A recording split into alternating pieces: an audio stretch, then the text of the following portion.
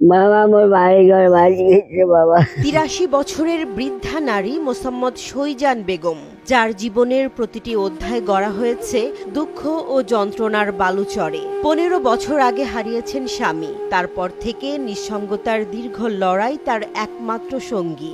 ঘর এই যে এসেছিল, এই যে বাবা এসে এসেছিল, এই যে বাবা এসে এসেছিল ঘর ঘর এই যে বাবা মোর এসে এসেছিল, এইখানে ঘর বেবাক ভাসি গেছে, বেবাক ভাঙিছিল ভাসি নদী। ৭বার বাড়ি ভাঙলো বাবা, ৭বার বাড়ি ভাঙ। আমার ভাল নাই বাবা। তিস্তা নদীর ভাঙনে এরই মধ্যে ৭বার তার ভিটে মাটি, ঘরবাড়ি আর আবাদি জমি গিলে নিয়েছে নদী। হারিয়েছেন এক ছেলেকেও। বাকি ৩ ছেলে ছড়িয়ে ছিটিয়ে আছেন বিভিন্ন জেলায়। দিনমজুরি কাজ করে তারা নিজেরাই টানাপোড়েনের জীবনে। এ কারণে মায়ের পাশে দাঁড়ানোর মতো সামর্থ্য নেই কারোরই। বাবা মোর কিছু বুদ্ধি নাই বাবা, মোর করে লাগে বাবা। মোর ঘর ধর ভাঙি গেছে বাবা, এই যে মোর ঘরের বিচারে বাবা। বাবা আমি ৭বার ভাঙলো বাবা, মোর কিছু নাই বাবা, নাই বাবা।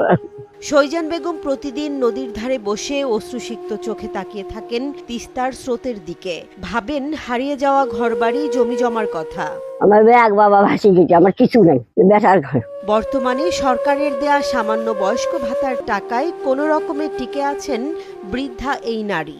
বাড়ি ঘর ব্যাগ ভাসি গেছে বাবা, বন্যায় ভাসে নদী নিয়েছে বাবা, থাকবার কোনো আসল নাই বাবা, ব্যাগ ভাঙি গেছে বাবা। আমার মতো যে গরিব বাবা কেউ নাই।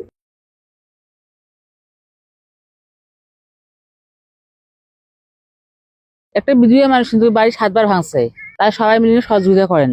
একবারে অবস্থা খারাপ, আমাদের 2টে বাড়ি ভাঙে গেছে, জায়গা জমি কিছু নাই, অসহায় লোক। এখন কি করবো ভাই, আমাদের বাড়ি করারও জায়গা নেই, এমন অবস্থা হয়েছে ভাই।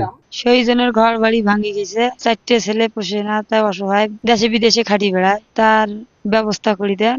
সরকারের কাছে আমরা চাই আমার বাড়ি ঘর করে দেব, আমার থাকার আশ্রয় করে দেব। আমরা খামো কি আমার দিবেন না, বেড়া 3খানা আর স্বামী আমার কোন কালে মাসে বাবা, বহুদিন হল বলবে।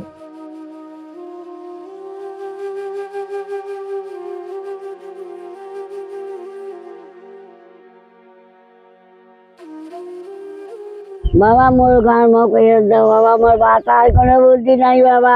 ব্যাগ নদী গেছে বাবা, বাড়ি গেছে রে বাবা। মোর ৭বার বাড়ি ভাঙলো বাবা, মোর ৭বার বাড়ি ভাঙলো রে বাবা। মোর কিছু নাই বাবা, ব্যাগ মোর নদী গেছে বাবা। মোর কোনো বাড়ি ঘর করে দাও রে বাবা, মোর কিছু না। উপজেলা নির্বাহী কর্মকর্তা ননিতা দাস জানিয়েছেন, লিখিত আবেদন করলে বরাদ্দ সাপেক্ষে শৈজান বেগমকে অগ্রাধিকার দেয়া হবে। আচ্ছা, এখন আমাদের ঘরে যে প্রকল্পগুলো আছে বরাদ্দ এখন না থাকার কারণে আসলে এটা, তবে পরবর্তীতে যখন সুযোগ হবে তখন অবশ্যই তাকে অগ্রাধিকার দেওয়া হবে। তাকে একটি লিখিত আবেদন আমাদের বরাবর দিয়ে রাখার জন্য আমরা অনুরোধ করছি।